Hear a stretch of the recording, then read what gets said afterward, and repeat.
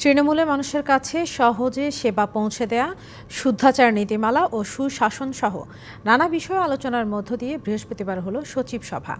পরে মন্ত্রিপরিষদ সচিব জানান, শিগগিরই সংশোধনী আনা হবে সরকারি কর্মচারী আচরণ বিধিমালায়।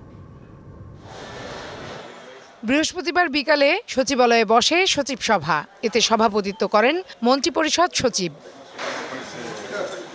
সরকারের ৮৪ সচিবের প্রায় সবাই উপস্থিত ছিলেন বৈঠকে। ২ ঘন্টা বৈঠক শেষে এ নিয়ে কথা বলেন মন্ত্রিপরিষদ সচিব। আজকে মিটিংয়ে আমরা মূলত গত সভার বাস্তবায়ন অগ্রগতিটা আমরা আলোচনা করেছি।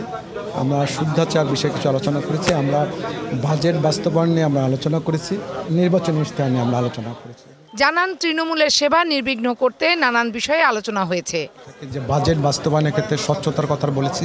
আমরা বলেছি যে অধস্তন অফিসগুলো আছে, যেখান থেকে সেবা দেওয়া হয় মানুষকে, সেই সেবাটা যেন ঠিকমতো সেই কাজটা যেন খুব জোরালোভাবে মনিটর করা হয়, যেন মানুষের যদি কোনো অভিযোগ থাকে সেগুলো যেন খুব সিরিয়াসলি নিয়ে সেই ব্যবস্থাগুলো নাও সেই ব্যবসার।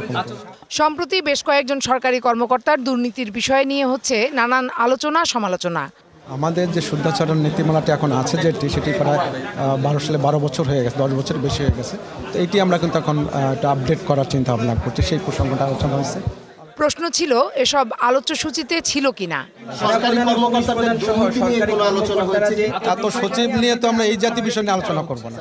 টানা তৃতীয় মেয়াদে ক্ষমতায় আসার পর এটি ছিল বর্তমান সরকারের দ্বিতীয় সচিব সভা। এর আগে গত ফেব্রুয়ারিতে প্রথম সভা অনুষ্ঠিত হয়। Farhana Juthi, DBC news, Dhaka.